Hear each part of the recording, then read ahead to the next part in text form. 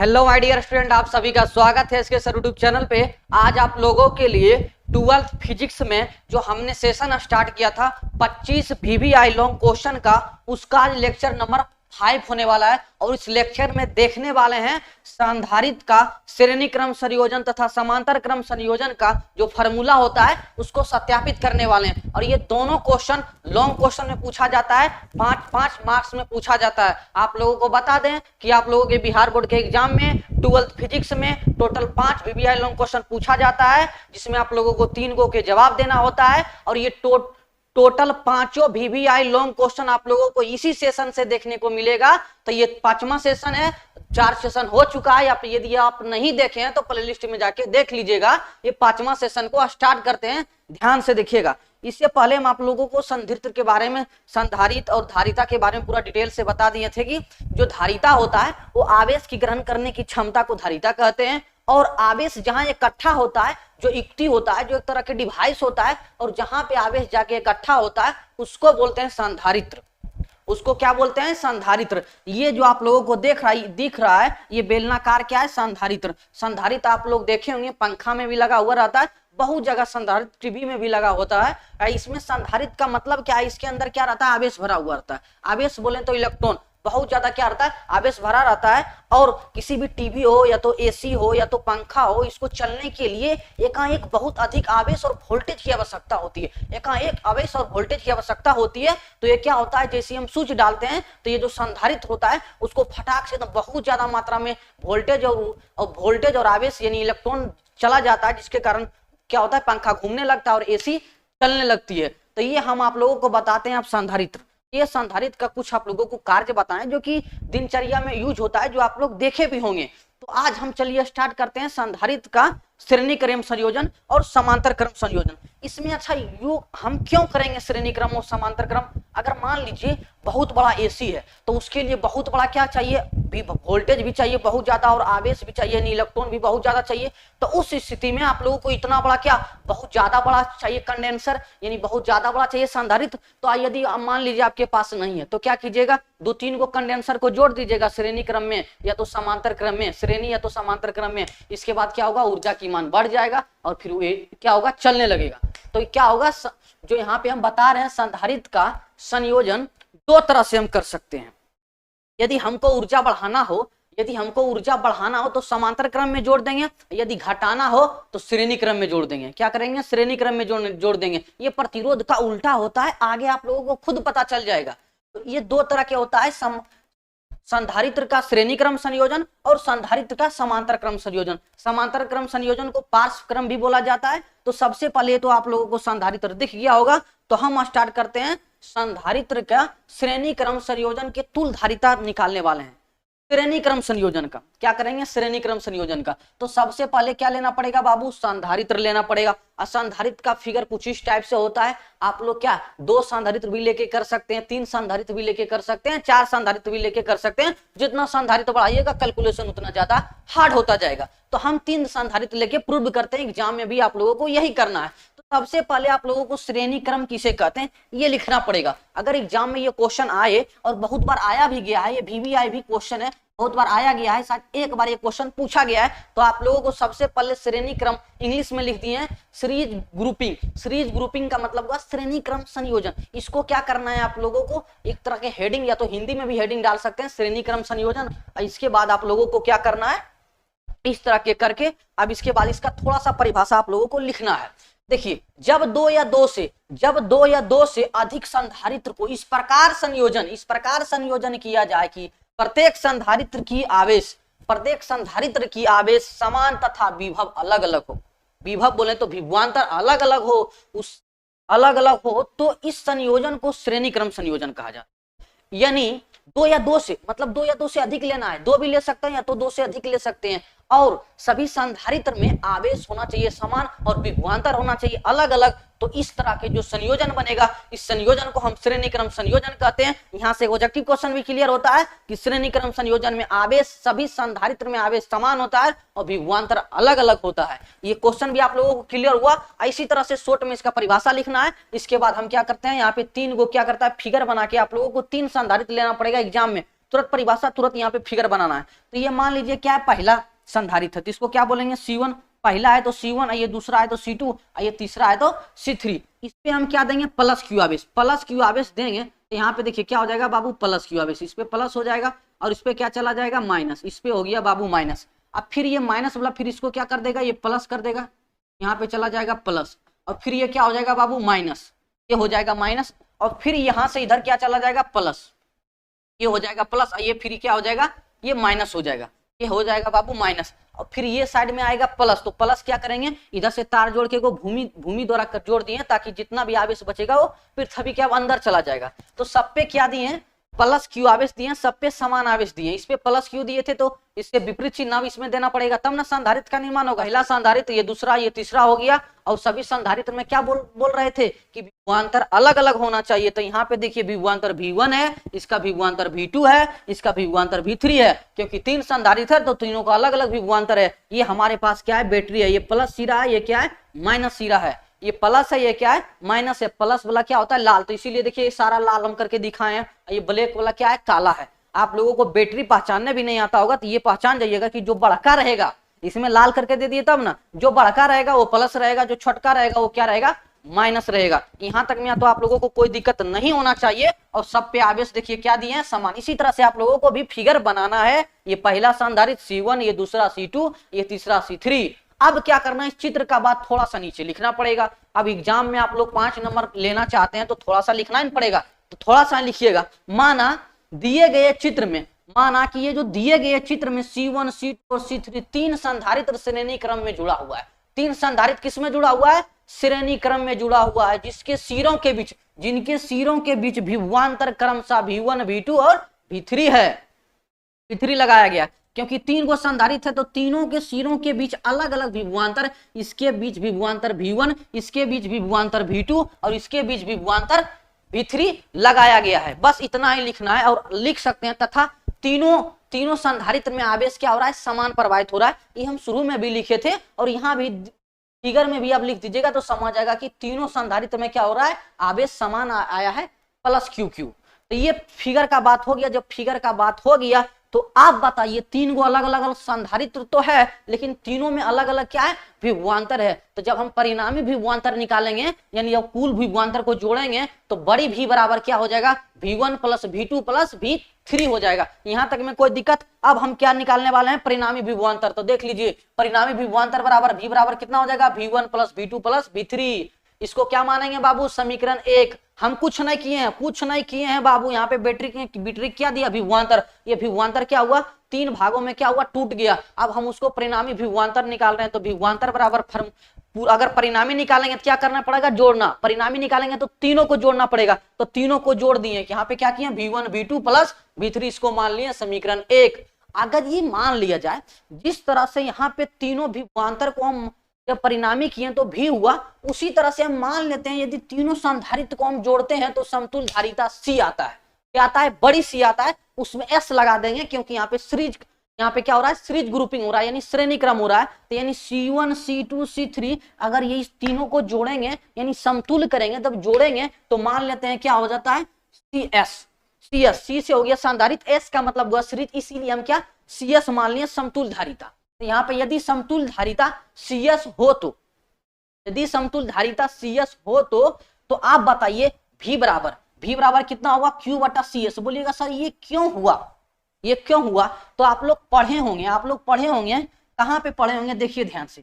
जब हम आप लोगों को धारिता बताए थे, क्या बताए थे, धारिता का जो आवेश होता है विभवांतर के क्या होता है, समानुपाती। तो जैसे समानुपाती हटता था, C नेतांक आता था तो V हो गया यहाँ पे। तो C बराबर फार्मूला कितना आया बाबू, Q बटा V कितना आया, Q बटा V। तो यही फार्मूला न लगाए हैं, देखिए ध्यान से। C बराबर कितना होता है, Q बटा V। या तो V का भी मान निकालिएगा, यदि यहाँ से V का मान निकालिएगा तो बताइए कितना होगा, V का मान निकालिएगा तो कितना होगा, Q बटा C। हमको V का जरूरत है तो यहाँ पे हम V का मान निकालते हैं क्योंकि परिणामी विभव निकाले हैं। ध्यान से समझिएगा क्या हो गया, यहाँ पे C बराबर हो गया Q बटा V। या तो यदि हम V का मान निकालेंगे तो कितना हो जाएगा, Q बटा C। हमको चाहिए था V का मान। तो देखिए यहाँ पे V बराबर कितना हो गया, Q बटा C। लेकिन हम समतुल्य धारिता क्या माने थे, CS। तो यहाँ पे क्या दे दिया, CS। तो यहाँ तक में कोई दिक्कत नहीं होना चाहिए। हम क्या निकाल लिए, विभवांतर बराबर फार्मूला एक तो निकाल लिए समतुल्य के लिए, कोई दिक्कत।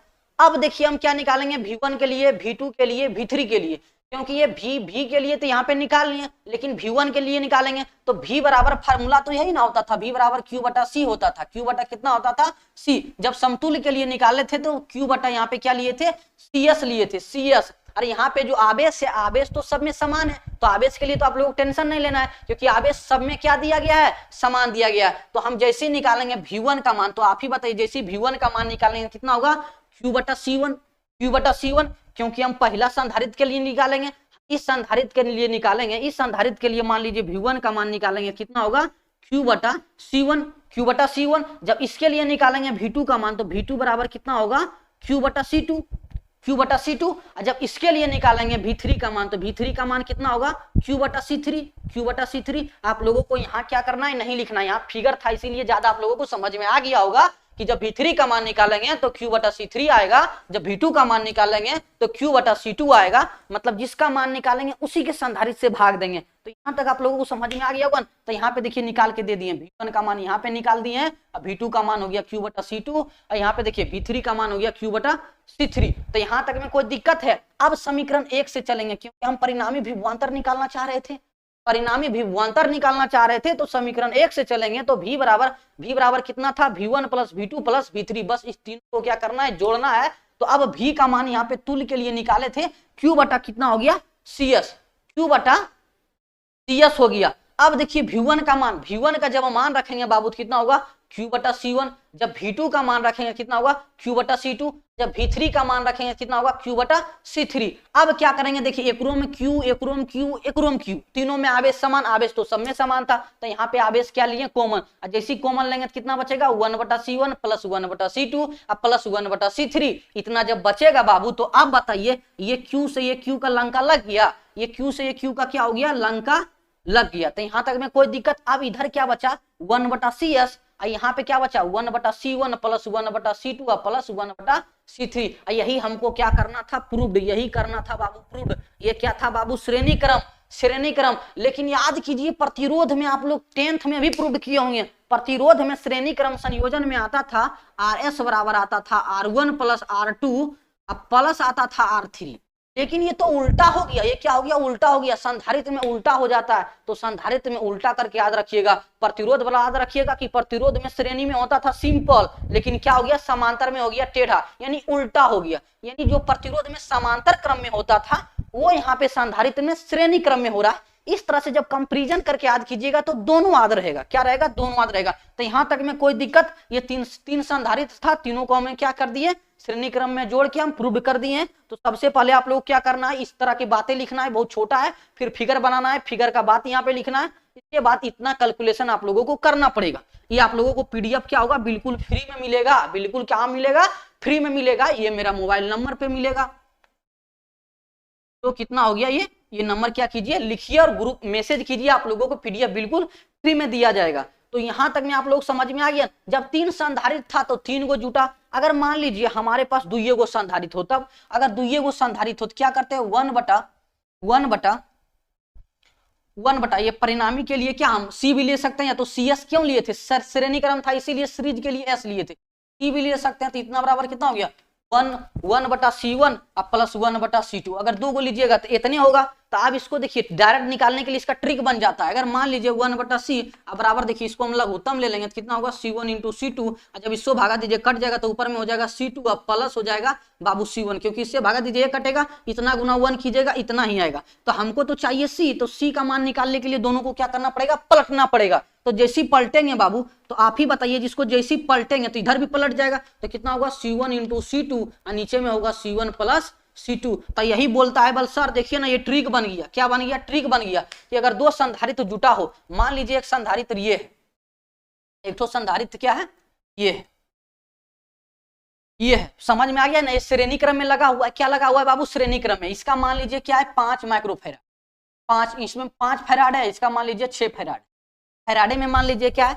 6 फैराड है। तो अब बताइए, इसका जब हम तुल संधारित्र निकालेंगे, तुल संधारित्र यानी C हमको चाहिए, तुल चाहिए। तो तुल का मान कितना होगा? जब श्रेणी क्रम में जुड़ा हो बाबू, जब श्रेणी क्रम में जुड़ा हो तो क्या करेंगे? ऊपर में गुना नीचे में जोड़िए, बन गया क्या ट्रिक। आप इससे पे बैठा के निकालिए या तो इस ट्रिक से निकालिए, बात क्या है बराबर है। तो सी बराबर हम डायरेक्ट करेंगे, ऊपर में गुना तो 5 गुना 6 और नीचे में जोड़ तो 5 प्लस 6, 5 प्लस 6 30 बटा कितना आएगा बाबू 11, 30 बटा 11 फैराडे, 30 बटा 11 क्या आएगा फैराडे आएगा। यहाँ तक में तो कोई दिक्कत नहीं होगा। अब जब भी 2 को देगा तो आप लोग डायरेक्ट ये ट्रिक से उड़ा लीजिएगा, कोई दिक्कत। अब इसका देखिए एक तो सुपर नोट लेकर आए।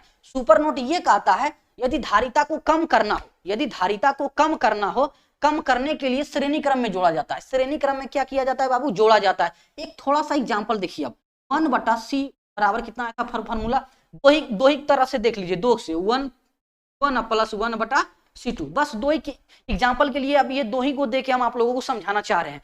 अगर मान लीजिए श्रेणी क्रम में जोड़ा क्या होना, धारिता घटेगा। मान लीजिए पहला जो C1 का मान था वो 5 था, C2 का मान लीजिए 3 था, कोई दिक्कत।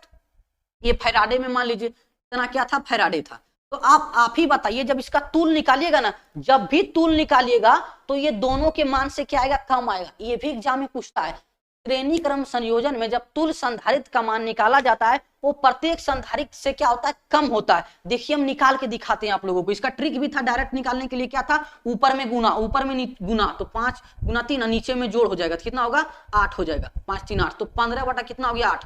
तब 8 से भागा दीजिएगा बाबू 15 में, 8 से भागा दीजिएगा 15 में तो एकदम कटेगा, कितना होगा, एक ही दम कटेगा। तो यहाँ पे कितना आएगा बाबू 7, तो यहाँ दशमलव दीजिएगा तो कितना होगा 0 बैठाइएगा। तो यहाँ पे 56, 8 दम क्या लगाएगा 56, यानी 1 पॉइंट कितना आया 8, 1 पॉइंट कितना आया 8, 1.8 लगभग इतना फैराडे आया।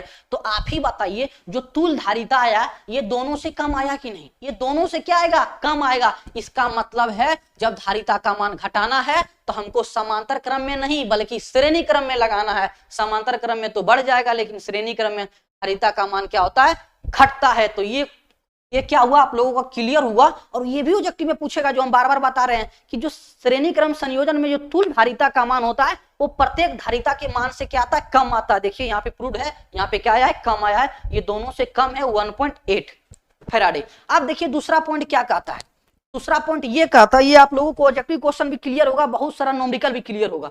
ये बोलता है यदि समान धारिता, समान संधारित्र C के n संधारित्र को श्रेणी क्रम में जोड़ा जाए तो तुल्य धारिता क्या होगा। देखिए तुल्य धारिता डायरेक्ट निकल जाता है, CS बराबर होता है C बटा n। एग्जाम्पल के तौर पे समझिएगा, एग्जाम्पल के तौर पे मान लीजिए ये क्या है, संधारित्र, 3 संधारित्र हम एग्जाम्पल के तौर पे क्या करते हैं, लेते हैं 3 संधारित्र। तो n का मान यहाँ पे कितना हो गया 3, n का मान कितना हो गया बाबू 3। और तीनों जो संधारित्र है ना उसका मान क्या ले लिए, कोई दिक्कत, 5-5 फैराडे ले लिए, सबका क्या है, समान है। तो इसका तुल्य धारिता निकालिएगा ना, तुल्य धारिता निकालिएगा बाबू, जब इसका तुल्य धारिता निकालिएगा तो कितना आएगा C बटा n, C बटा n। ये C क्या है, जो संधारिता आप लोगों को दिया हुआ रहता है, जितना सामान दिया हुआ रहता है। और n क्या है, और जितना को दिया हुआ है, कितना को लिए हैं तो 3 को लिए हैं, 3 को लिए हैं, 1 गो 2 गो 3 गो, यानी n का मान कितना है बाबू 3। और धारिता का मान कितना दिया हुआ है 5 फैराडे। और तीनों क्या है, समान है। जब समान हो तो डायरेक्ट ट्रिक होता है, कितना हो जाता है C बटा n। तो C का मान कितना है 5, 5 बटा कितना हो जाएगा बाबू 3, 5 बटा हो जाएगा 3 इस क्वेश्चन का डायरेक्ट आंसर। वरना आप लोग बनाइएगा तो भी उतने आंसर आएगा, हम डायरेक्ट आप लोगों को बता रहे हैं तो इतने ही आंसर आएगा। मान लीजिए हम लेंगे 5 को, क्या लेंगे 5 को, कोई दिक्कत, हम 5 को लिए। अब मेरा मन किया हम अभी 5-5 नहीं लेंगे, हम लेंगे इस बार क्या 3-3 लेंगे, 3-3 लेंगे। और कितना लेंगे 5 गो लेंगे। तो अब बताइए 3-3 लिए और 5 गो लिए, तो अब बताइए इसका समतुल्य धारिता कितना होगा। CS बराबर तो फार्मूला तो वही लगाना है, C बटा n, C बटा n। इस बार C का मान कितना है बाबू, C का मान इस बार 3 है और n का मान कितना है 5 गो है, कितना है 5 गो है। तो नीचे हम देंगे 5, यानी 3 बटा 5 क्या होगा, इतना फैराडे आएगा, इतना फैराडे आएगा। और तुल्य धारिता का मान निकाल के देख लीजिए, 3 से हमेशा कम आएगा, 5 से भागा 3 में दीजिएगा तो हमेशा क्या आएगा 3 से कम ही आएगा। तो ये तीसरा चौथा पॉइंट आप लोगों को क्लियर हो गया होगा। तो अब चलिए हम स्टार्ट करते हैं क्या, समांतर क्रम संयोजन संधारित्र का, उसको प्रूव करते हैं। तो ये श्रेणी क्रम आप लोगों को बिल्कुल आसानी से समझ में आ गया होगा। हम एग्जाम्पल भी दे दिए, आप लोगों को बिल्कुल भी दिक्कत नहीं होना चाहिए, short question, long question, numerical कहीं भी नहीं। तो अब हम प्रूव करते हैं बाबू क्वेश्चन नंबर 8। क्वेश्चन नंबर कौन हो रहा है, ये 8वां नंबर हो रहा है। ये लॉन्ग क्वेश्चन है, 5 मार्क्स का क्वेश्चन और 8वां क्वेश्चन हो रहा है और 7 क्वेश्चन हो चुका है। अगर यदि आप नहीं देखें तो जरूर देखिएगा, जरूर देखिएगा। आप लोगों को हम आज दिला रहे हैं, बात में रिकॉर्ड कर लीजिएगा। ये पांचों क्वेश्चन इसी सेशन से आप लोगों को मिलेगा। ये 25 क्वेश्चन में आप लोगों को 5 क्वेश्चन पक्का मिलेगा बिहार बोर्ड के एग्जाम में। तो यहाँ देखिए अब क्या करना है, समांतर क्रम संयोजन। समांतर क्रम संयोजन में तो होगा संधारित्र, उसको समांतर क्रम में जोड़ना पड़ेगा। श्रेणी का मतलब होता है लाइन में लग जाओ बाबू, और समांतर का मतलब होता है एक के ऊपर एक, एक के ऊपर एक। इस तरह से आप लोग पढ़े होंगे 10th में भी प्रतिरोध का। तो यहाँ पे देखिए इसका परिभाषा क्या लिखेगा, 10th में तो इतना लंबा चौड़ा परिभाषा लिखा दिया था, इतना लंबा चौड़ा श्रेणी और समांतर क्रम का। हम तो बहुत छोटा दिए जिससे ऑब्जेक्टिव क्वेश्चन भी क्लियर हो रहा है और ये सटीक है, और एग्जाम में आप लोगों को कभी भी क्या होगा, नंबर नहीं कटेगा। इस तरह से क्वेश्चन आएगा तो यहाँ पे हेडिंग बनाइएगा पैरेलल ग्रुपिंग, या तो हिंदी में लिख दीजिएगा समांतर क्रम संयोजन, उसका परिभाषा लिखिएगा। जब दो या दो से अधिक संधारित्र को इस प्रकार संयोजन किया जाए कि प्रत्येक संधारित्र का विभवांतर, प्रत्येक संधारित्र के विभवांतर यानी विभवांतर समान हो तथा आवेश क्या हो, अलग अलग हो, आवेश अलग अलग हो, तो इस तरह के संयोजन को समांतर क्रम संयोजन कहते हैं। फिर से बोलिए मेरे साथ कि जब दो या दो से अधिक संधारित्र को इस प्रकार जोड़ा जाए कि प्रत्येक संधारित्र में विभवांतर समान हो लेकिन आवेश अलग अलग हो, तो इस प्रकार के संयोजन को समांतर क्रम संयोजन कहते हैं। फिगर आप लोगों को दिख रहा होगा, तो फिगर को ध्यान से देखिएगा। मान लीजिए ये बैटरी है, ये प्लस आवेश है, ये क्या है माइनस आवेश। आप लोगों को दिख रहा होगा फिगर में कि ललका है, ये करका है, तो ये क्या होगा, प्लस होगा। और यहाँ पे देख लीजिए थोड़ा क्या है, ये लंबा भी है, थोड़ा क्या है, लंबा है बाबू, तो ये प्लस है। तो जैसे ही बाबू प्लस आवेश धीरे धीरे लुढ़क के यहाँ पे जाएगा, तो आप ही बताइए ये प्लस आवेश आया, मान लीजिए यहाँ से आवेश छोड़े होंगे, मान लीजिए 20 मान लीजिए कुलाम छोड़े होंगे, तो ये 20 कुलाम यहां तक तो एक ही रास्ता था, लेकिन यहां से 3 रास्ता, एक रास्ता, 2 रास्ता, 3 रास्ता, तो तीनों में जाएगा। हो सकता है इसमें गया होगा मान लीजिए 8, हो सकता है उसमें गया होगा क्या 8 गया होगा, तो यहाँ पे कितना गया होगा, 5 गया होगा। इस तरह से क्या होगा, अलग अलग जाएगा, अलग अलग जाएगा। ठीक ना, एग्जाम्पल के तौर पे आप लोगों को समझाए हैं। तो मान लीजिए यहाँ से कितना क्या दिए थे हम, क्यू आवेश दिए थे, 20 तो नहीं दिए थे, हम प्रूव कर रहे हैं, कितना दिए थे, क्यू आवेश दिए थे। तो जैसे क्यू आवेश दिए थे, तो जैसे यहाँ पे क्यू आवेश आया, तो ये 3 भागों में टूट गया। इसमें चला गया Q1 आवेश, इसमें चला गया Q2 आवेश, इसमें चला गया Q3 आवेश, जो कि क्या है, अलग अलग है, यानी समान नहीं है। तो इस पे क्या होगा बाबू, प्लस आवेश, इस पे होगा सब पे प्लस प्लस आवेश, पे क्या होगा, प्लस प्लस आवेश। आप लोगों को फिगर में बताना पड़ेगा, ये फिगर यहाँ पे प्लस प्लस नहीं लिखा सकता था, इसीलिए नहीं लिख पाए। यहाँ पे क्या होगा बाबू, माइनस माइनस, क्या होगा, माइनस माइनस। तो जो पीडीएफ भी जाएगा ना बाबू, उसमें ये चिन्ह नहीं लिखल रहेगा प्लस प्लस, तो आप खुद लिख लीजिएगा। ठीक नहीं, समझिएगा, प्लस तब माइनस, प्लस माइनस दीजिएगा तभी संधारित्र बनेगा, वरना ये क्या बन जाएगा पते नहीं चलेगा। ना समझ में आ गया ना। और 3 को क्या है, संधारित्र है, C1 C2 और C3, और तीनों संधारित्र में विभवांतर क्या था, समांतर। यहाँ पे देखिए तीनों संधारित्र में हम विभवांतर भी दिए हैं, यानी क्या है, समान है। तीनों संधारित्र में क्या है बाबू, समान है। अब इस फिगर का बात आप लोगों को लिखना पड़ेगा, छोटा सा लाइन बना के नीचे में, कि माना दिए गए चित्र में C1 C3 समांतर क्रम संयोजन में जुड़ा हुआ है, जिसमें प्रत्येक संधारित्र में विभवांतर भी बह रहा है, प्रत्येक संधारित्र में विभवांतर भी बह रहा है, जबकि अलग अलग संधारित्र में अलग अलग आवेश क्रमशः Q1 Q2 और Q3 दिया जा रहा है। ये बात देखिए हम लिख के लाए हैं कि माना दिए गए चित्र में, ये जो दिया गया था ना बाबू, ये चित्र दिए गए चित्र में C1 C2 और C3 आधारित समांतर क्रम संयोजन में जुड़े हुए हैं, जिनके प्रत्येक संधारित्र के सिरों के बीच समान विभवांतर भी लगाया गया है, समान विभवांतर भी लगाए थे, तथा तीनों संधारित्र में क्रमशः अलग अलग क्या दिए थे, आवेश, Q1 आवेश, Q2 और Q3 आवेश दिया गया है। तो अब बताइए, इस बार आवेश अलग अलग दिए हैं, उस बार हम विभवांतर अलग अलग दिए थे तो परिणामी विभवांतर निकाले थे, इस बार हम आवेश अलग अलग दिए हैं, तो इस बार क्या करेंगे, परिणामी आवेश निकालेंगे। तो परिणामी आवेश बराबर कितना हो जाएगा, Q1 आवेश प्लस Q2 आवेश प्लस Q3 आवेश होगा। तो ये आप लोगों को यहां तक समझ में आ गया। Same to ditto copy paste है पहला का, सिर्फ वहां पे विभवांतर अलग अलग था, इस बार क्या आवेश अलग अलग है। तो मानेंगे बाबू समीकरण 1। तो आप बताइए, वहां पे भी तुल धारिता निकाले थे, तो यहाँ पे भी तुल धारिता मानना पड़ेगा। यहाँ पे CP क्यों मांगे, क्योंकि P से होता है बाबू पैरेलल का मतलब होता है समांतर क्रम, तो यहाँ पे पैरेलल हो गया, मान लिया CP। तो आप बताइए Q बराबर यहाँ पे CP क्यों आया, क्योंकि आप लोगों को याद कीजिए धारिता बराबर फार्मूला होता था धारिता का आवेश जो होता है विभवांतर का समानुपाती, समानुपाती चिन्ह हटाते तो Cv, तो ये डायरेक्ट यही फार्मूला लगा दिए। लेकिन उसमें अगला बार हम क्या किए थे, श्रेणी क्रम में विभवांतर का मान निकाले थे, तो विभवांतर का मान Q/C आया था, क्योंकि वहां पे विभवांतर अलग अलग था, यहाँ पे तो आवेश अलग अलग है, तो हम निचुआ कायल जाएंगे, ये भी हमको फार्मूला चाहिए। तो आवेश बराबर फार्मूला कितना हो गया, Q/Cv, क्या हो गया Cv। लेकिन यहाँ पे तुल धारिता क्या माने हैं, Cp, तो यहाँ पे क्या लगा देंगे Cp, तो कोई दिक्कत, यहाँ पे क्या हो गया Cp, तो Q बराबर कितना हो गया Cp इंटू V, ये हो गया तुल के लिए। अब हमको निकालना पड़ेगा Q1 का मान, Q2 का मान और Q3 का मान निकालना पड़ेगा, तो सबके लिए अलग अलग निकालेंगे। तो इसी फार्मूला पे बैठाइए, मान लीजिए हम Q1 का मान निकाल रहे थे, तो यहाँ पे कितना होगा C1 भी बोलिएगा सर V को भी 1 2 कीजिए ना, तो V तो बोल रहे हैं ना समान है, समांतर क्रम संयोजन में विभवांतर तो सामान्य होता है, आवेश क्या बोलता है संधारित्र तो अलग अलग है, तो यहाँ पे C1 कर दिया। जब Q2 का मान निकालेंगे कितना होगा C2 भी होगा। जब हम Q3 का मान निकालेंगे कितना होगा C3 भी, कितना होगा बाबू C3 भी। तो तीनों का मान निकाल लिए, देख लीजिए यहाँ पे Q1 का जो मान है C1 भी, और जब Q2 का मान निकालेंगे तो C2 भी, विभव क्या है सब में समान है। यहाँ पे जब Q3 का मान निकालेंगे तो यहाँ पे C3 और क्या आएगा V आएगा, ये तीनों का क्या करेंगे मान रख देंगे समीकरण 1 में, क्योंकि यहाँ पे हम निकाले थे तुल आवेश, क्या निकाले थे तुल आवेश। तो अब समीकरण 1 से चलेंगे, और समीकरण 1 में क्या बोलता था Q बराबर होगा Q1 प्लस Q2, अब प्लस कितना होगा बाबू Q3। यहाँ पे 2 छूट गया तो आप लोग बुरा मत मानिएगा, यहाँ पे आप लोग खुद से 2 समझिएगा कि 1 है तो यहाँ पे 2 ये होगा, यहाँ पे 3 हो गया।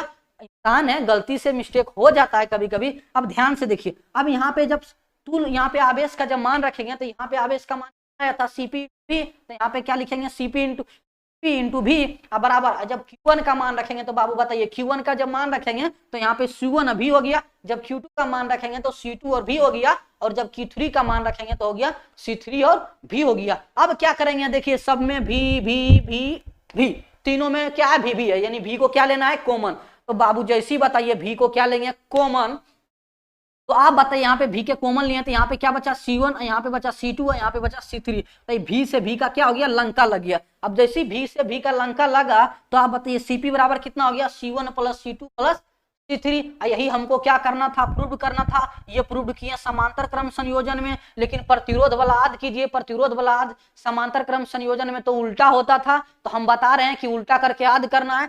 संधारित्र में समांतर क्रम संयोजन में डायरेक्ट जुड़ता है। अगर मान लीजिए 3 गो था तो 3 गो जोड़े, अगर मान लीजिए 50 गो रहता था हम क्या करते हैं 50 गो जोड़ते जाते हैं, यानी Cp बराबर हो जाता C1 plus C2 plus C3 plus C4 plus C5 plus C6 plus C8, मतलब 7 डॉट डॉट डॉट क्या अनंत तक, जहां तक जाएगा वहां तक जोड़ते जाएंगे। इसमें श्रेणी क्रम संयोजन मान लिया जाए 2 ये गो है, मान लिया जाए कितना है 2 गो है, तो Cp बराबर कितना होगा बाबू C1 प्लस कितना होगा C2, तो बहुत आसान हो जाएगा। क्या हो जाएगा, बहुत आसान हो जाएगा। और इस स्थिति में समतुल्य जो धारिता आएगा उसका मान बढ़ेगा। मान लीजिए पहला धारिता का मान C1 का मान 5 फैराडे है और दूसरा धारिता का मान लीजिए 7 फैराडे है, कोई दिक्कत। तो हम तुल निकालेंगे, जब भी तुल निकालेंगे कितना होगा 5 प्लस 7 हो जाएगा, 5 प्लस 7 हो जाएगा। किसमें, पैरेलल में, तो P लगा देते हैं, इसका मतलब पैरेलल वाला जोड़े हैं, पैरेलल में डायरेक्ट जुड़ जाता है, तो कितना हो गया 5 और 7 कितना हो गया 12 फैराडे। और जो तुल धारिता का मान आएगा ये दोनों धारिता के मान से ज्यादा आएगा। तो देखिए ज्यादा आया है कि नहीं आया है, ज्यादा आया है ना बाबू, 5 से भी ज्यादा है और 7 से भी ज्यादा है। ये भी पॉइंट ऑब्जेक्टिव में पूछता है। और देखिए जो शॉर्ट नोट्स लाए हैं ये देखिए ध्यान से, लेकिन एक बार फिर से एक बार आप लोगों को समझाते हैं क्या करना है। समांतर क्रम संयोजन में सबसे पहले समांतर क्रम संयोजन का परिभाषा लिखना है कि जो समांतर क्रम संयोजन में क्या होता है, विभवांतर समान होता है लेकिन आवेश अलग अलग होता है। इसके बाद उसका फिगर बनाना है, क्या बनाना है, फिगर बनाना है, विभवांतर सब में समान देना है और आवेश को अलग अलग भेज देना है। ये फिगर बना लेना है। यहाँ पे देखिए पृथ्वी से क्या कर देते हैं, कनेक्ट कर देते हैं, ताकि इधर का जो प्लस प्लस आवेश आवे ना, जो एक्स्ट्रा आवेश हो वो पृथ्वी में चला जाए, पृथ्वी में क्या हो जाए, चला जाए। इसके बाद इस फिगर के बारे में थोड़ा सा यहाँ पे क्या करना पड़ता है, आप लोगों को लिखना पड़ता है। फिगर के बारे में थोड़ा सा लिखिएगा, इसके बाद परिणामी आवेश निकालिएगा क्योंकि आवेश अलग अलग था। इसके बाद क्या करना है, कैलकुलेशन करके आप लोगों को मान निकाल लेना है। ये आप लोग डायरेक्ट आज भी रख सकते हैं। तो आप देखिए सुपर नोट में जो 2 पॉइंट लाए थे कि धारिता के मान को बढ़ाने के लिए समांतर क्रम संयोजन में लगाया जाता है संधारित्र को। अगर मान लीजिए आप लोगों के पास बहुत हाई पावर का एसी है, तो उसके लिए बहुत ज्यादा वोल्टेज और आवेश की आवश्यकता होगी। तो उस कंडीशन में मान लीजिए आपके पास क्या है, 5 गो छोटका छोटका संधारित्र, तो क्या कीजिएगा, पांचों छोटका छोटका संधारित्र को समांतर क्रम में लगा दीजिएगा। अब जैसे समांतर क्रम में लगाइएगा तो उसका क्या होगा, धारिता बढ़ जाएगा, धारिता बढ़ जाएगा तो ये चलने लगेगा। वरना एगो बड़का संधारित्र लाइए, लेकिन उस सिचुएशन ऐसा था ना कि हमारे पास छोटके छोटके था, तो उसको श्रेणी क्रम में नहीं लगाएंगे, श्रेणी क्रम में लगाएंगे तो और घट जाएगा। क्या लगाएंगे बाबू, समांतर क्रम में लगाएंगे, समांतर क्रम में लगाएंगे। तो अब देखिए, यदि एक तो ध्यान से देखिए ऑब्जेक्टिव क्वेश्चन, यदि समान धारिता C को जब n संधारित्र को समांतर क्रम में जोड़ा जाए तो तुल्य धारिता का मान डायरेक्ट क्या होगा, C यहाँ पे Cp होना चाहिए, क्योंकि समांतर क्रम में क्या होगा, C इंटू n हो जाएगा। ये कंडीशन कुछ इस टाइप से बोल रहा है, मान लीजिए आपके पास संधारित्र है, कितना है, 3 गो है, 3 गो संधारित्र है आपके पास, 3 गो क्या है, संधारित्र है, और तीनों संधारित्र में क्या है, समान धारिता है। मान लीजिए 3 है, इसका भी 3 है, और इसका भी कितना 3 ना, 3 3 में गड़बड़ा जाएगा, इसका मान लीजिए 4 है, इसका मान लीजिए 4 है, इसका मान लीजिए 4 है, और कुल कितना है, 3 गो है, 1 गो है, 2 गो है, 3 गो है। n का मान कितना हो गया बाबू, 3 हो गया, और यहाँ पे धारिता का मान कितना है, 4 फैराडे, मान लीजिए क्या, 4 फैराडे, यहाँ पे मान लीजिए भी 4 माइक्रो फैराडे, या तो फैराडे मानिए, क्या दिक्कत है, माइक्रो बोलेंगे बहुत छोटा हो जाएगा, बहुत ज्यादा हाई पावर काम दे रहे हैं आप लोग, हड़बड़ाना, एग्जाम्पल के तौर पे समझा रहे हैं, एग्जाम्पल के तौर पे समझा रहे हैं, तो आप लोग बुरा नहीं मानिएगा। तो यहाँ पे C का मान 4 लिए हैं, जो कि समान है, तीनों पे क्या है, समान है। अब तीनों पे जब समान है तो जब तुल्य निकालेंगे कितना होगा, Cp बराबर C इंटू एन, यानी 4 गुना कितना हो जाएगा बाबू, 3, 4 गुना हो जाएगा 3, क्योंकि C का मान 4 है और n का मान कितना है, 3, तो यहाँ पे कितना आ गया, 4 12 फैराडे, 4 12 फैराडे आएगा इसका तुल्य। ऐसे भी आप लोग जोड़िए, 4 रुपया 4 रुपया 8 रुपया और 4 कितना हो गया, 12 रुपया, डायरेक्ट जोड़ लीजिए या तो ये फार्मूला से गुना कर लीजिए, बात क्या है, बराबर है। तो आप लोगों को समझ में आ गया होगा, श्रेणी क्रम समांतर क्रम संयोजन अप्रूव करने के लिए भी आ गया होगा, और न्यूमेरिकल क्वेश्चन भी बनाने के लिए आ गया होगा। तो अब हड़बड़ाने की बात नहीं है, हम आप लोगों के लिए 5 सेशन ले चुके हैं 25 VVI क्वेश्चन का, और ये हमारा छठा आएगा बहुत जल्द, बहुत ज्यादा छठा आएगा, जिसमें हम करेंगे संधारित्र में संचित ऊर्जा तथा ऊर्जा घनत्व का मान का सत्यापन करेंगे। बोलिएगा सर संचित ऊर्जा का फार्मूला क्या होता है, बार बार पढ़े होंगे, U बराबर कितना होता है, 1/2 CV स्क्वायर, 1/2 CV स्क्वायर, एक और होता है 1/2 2V, एक और फार्मूला होता है, 1/2 Q स्क्वायर और बटा कितना होता है C, Q स्क्वायर बटा C। तो ये तीनों फार्मूला को क्या करेंगे, सत्यापित करेंगे, ये तीनों फार्मूला, और एक तो ऊर्जा घनत्व, ऊर्जा घनत्व का जो फार्मूला होता है बाबू, ऊर्जा घनत्व का जो फार्मूला होता है ना, ऊर्जा घनत्व को भी U द्वारा सूचित कर लीजिए। तो ऊर्जा घनत्व का फार्मूला होता है 1/2 एप्सिलॉन नॉट, अब क्षेत्र का होता है स्क्वायर। ये दोनों फार्मूला आप लोगों को एक बार प्रूव करवाएगा, तो आप लोग को क्या पूछेगा, 5 मार्क्स में पूछेगा। अगर विश्वास नहीं होता है तो आप लोग 2016 या तो 15 में देख लीजिएगा जाके, 2016 से या तो 15 में जाके देख लीजिएगा, जिसमें आप लोगों को दोनों फार्मूला प्रूव करवाया, क्योंकि दोनों बहुत छोटा है। यदि खाली इसको करवाया तो 2 नंबर देगा, खाली इसको करवाया 2 नंबर देगा, दोनों को करवाया 5 नंबर देगा, और एक बार पूछा भी गया है तो हम इसको भी क्या करेंगे, करवाएंगे। कौन सा लेक्चर में, 6ठा लेक्चर में। तो मिलते हैं अगले वीडियो में, तब तक के लिए जय हिंद।